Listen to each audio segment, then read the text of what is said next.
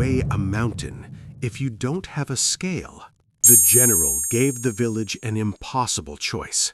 Tell me the weight of this beast by sunset, or I take double your tax. Han tried to lift it with force. He failed. Wei tried to measure it with math. He froze.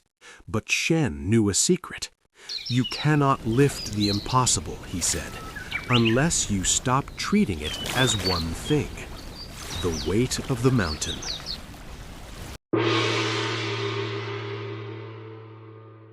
Wei found Shen at the river before noon. Mist still clung to the reeds, even though the sun was up. The water moved slow, like it was tired of carrying reflections. Wei didn't speak at first. He listened. A deep thump echoed from the village road. Not footsteps, not carts, something heavier. Then another thump.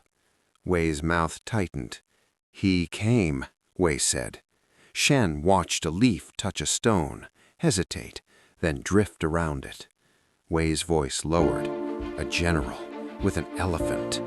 Shen didn't look surprised. Wei kept going, faster now. He heard stories. They say you solved the flood. They say you stopped the fire.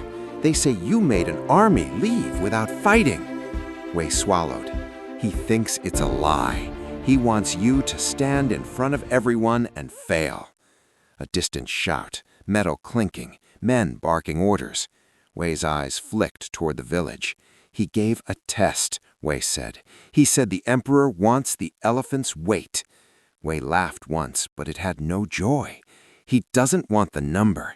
He wants a spectacle. Wei stared at Shen like a man begging a wall to move. If we can tell him by sunset, Wei said, he forgives our grain tax. If we can't, Wei's throat tightened, he takes double. Shen finally stood. His joints moved like old wood, slow, certain. He picked up his dented kettle, poured tea into a small clay cup, and set it back down, untouched. Then he walked toward the village without hurry. Wei followed. The closer they came, the louder it got. The village square had become a mouth, open, shouting. In the center stood the elephant, a mountain of muscle and dust, its skin wrinkled like ancient bark, its ears fanned lazily, as if the noise was a fly.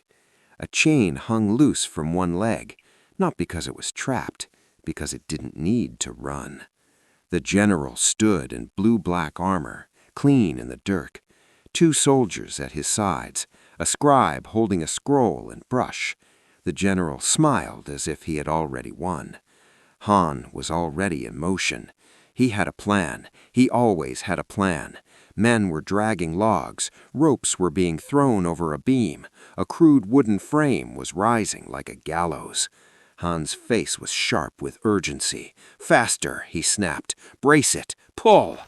Wei saw a rope bite into a man's shoulder. The man grunted. Another man slipped in the dust. The structure creaked. Then the rope began to groan, low, strained, like an old instrument pulled too tight. For a breath, everything held. The crowd went still without meaning to. Then, snap! The crack was sharp enough to make people flinch. The beam twisted. The frame collapsed sideways. Logs slammed into the dirt.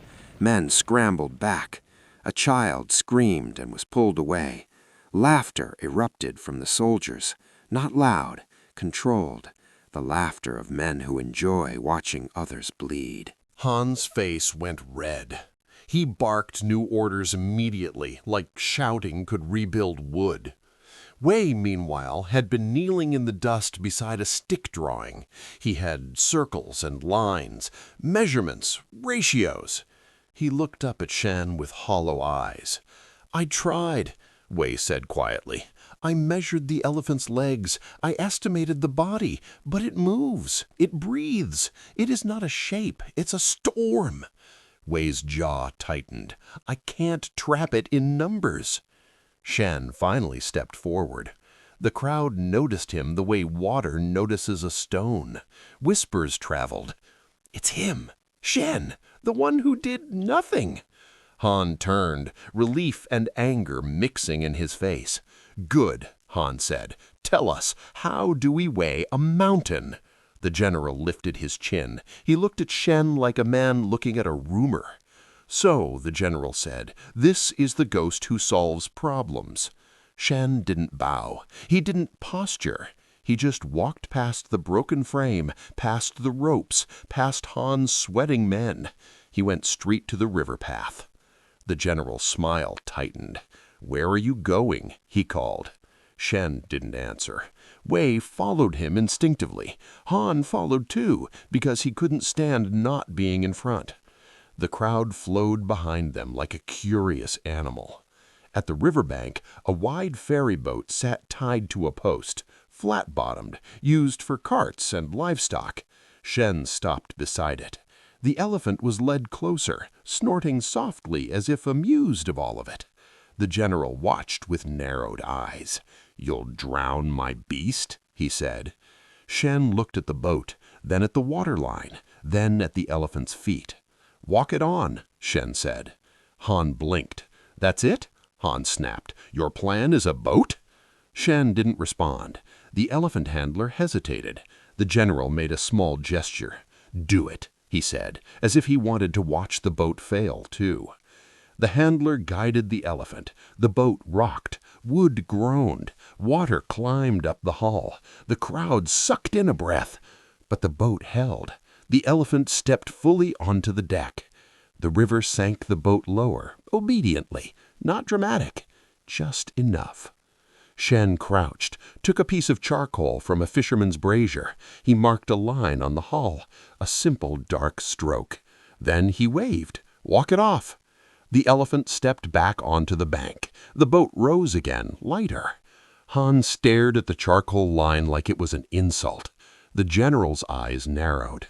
Shen looked at the villagers. Rocks, he said. Wei frowned. Rocks. Shen nodded once. Fill the boat until the water kisses the line. The villagers hesitated, then moved. Men carried stones in baskets. Women brought river rocks in aprons. Children dragged smaller ones, grunting. The boat slowly sank again. The water climbed. It touched the bottom of the black line, then the middle, then the top. Shen raised a hand. Stop! Silence fell. Only the elephant's breath. Only the river.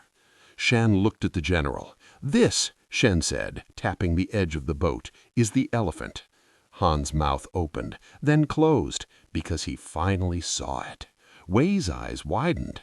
The general didn't speak, but the smile was gone now. Shen turned to the villagers. Now weigh the stones, he said. One cart at a time. One scale. Not all at once. Han stepped forward, instantly trying to grab control. We don't have time, Han said. Sunset! Shen looked at him, calm as weather. You tried to lift the mountain, Shen said. That takes time you don't have. He pointed at the boat. Carry it as stones. That's faster. Han's pride wanted to fight. But his eyes flicked to the broken timber in the square, to the snapped rope, to the general's watching gaze. Han swallowed his pride like a bitter herb. He nodded sharply. Bring the market scale, Han ordered. Bring carts. Move. The work became clean. Not loud, not heroic, just steady. Rocks were weighed in batches. Numbers were called. The scribe wrote. Ink moved. The general watched, silent, as the pile of weighed stones grew like a small mountain. When the last basket was weighed, Shen didn't announce victory. He simply spoke the final number to the scribe. The scribe read it back, careful. The general's eyes stayed on Shen. He took the scroll from the scribe, looked at the number again, as if trying to find the trick inside it. Then he looked at the elephant. Then he gave a short laugh, not mocking, almost impressed.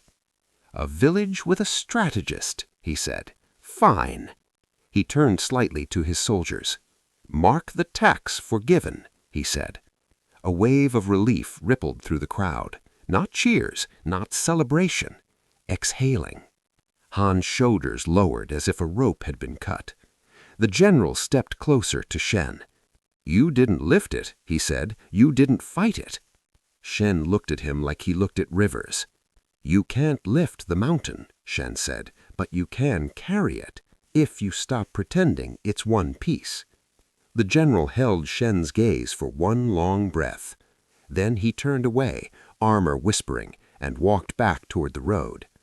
The elephant followed, slow and obedient. As the procession faded, the village stayed quiet, not because they were afraid, because something had landed. Han walked up to Shen. His mouth worked, searching for words that didn't sound like defeat. Wei stepped closer, too, eyes still wide. Han finally said it, rough. "How did you see that?" Shen didn't answer immediately. He picked up a small stone, turned it in his fingers, dropped it into the river. Plop. "Han saw weight," said Shen, "and tried to fight it." He looked at Wei. Wei didn't speak. He waited. Shen continued. "I saw water," Wei frowned. Shen's voice stayed low. "Water doesn't argue with weight. It shows it." Wei stared at the river, at the line where boat met water, at how simple it had been. Han's jaw tightened. "So the secret is," Han started. Shen cut him off with a small shake of his head. "The secret," Shen said, "is to stop wrestling what won't move." Wei exhaled slowly. His hands, without thinking, opened at his sides, not clenched, not reaching, just empty. And Shen gave the last line, quiet as a blade.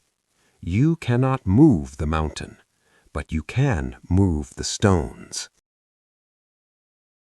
In the modern world, we no longer have elephants, but we still have the weight. It is the debt that looks impossible to pay. It is the grief that feels too heavy to carry. It is the career you are terrified to start. We try to be like Han. We try to force a solution. We try to lift the whole burden at once. And we break. Shen's secret is deconstruction. You cannot lift the mountain, but if you turn the mountain into stones, you can move the whole world. Great, the beast is gone, but now we have this mess. Tell the men to throw the rocks back into the river. Han saw the rocks as waste, debris left over from a problem. Uncle Shen, shall we clear them? Wei asked. No, Shen answered. Shen looked at the muddy road where they had struggled for years. Then he looked at the pile of hard stones they had been forced to gather. We needed these stones to fix the road, but we were too lazy to gather them, Shen said. The elephant forced us to do the work we avoided. This is the hidden truth about your impossible problem. The debt forces you to learn finance. The heartbreak forces you to find yourself. The crisis forces you to grow up. Shen voicing over. Do not just weigh the beast. Build with the stones it leaves behind.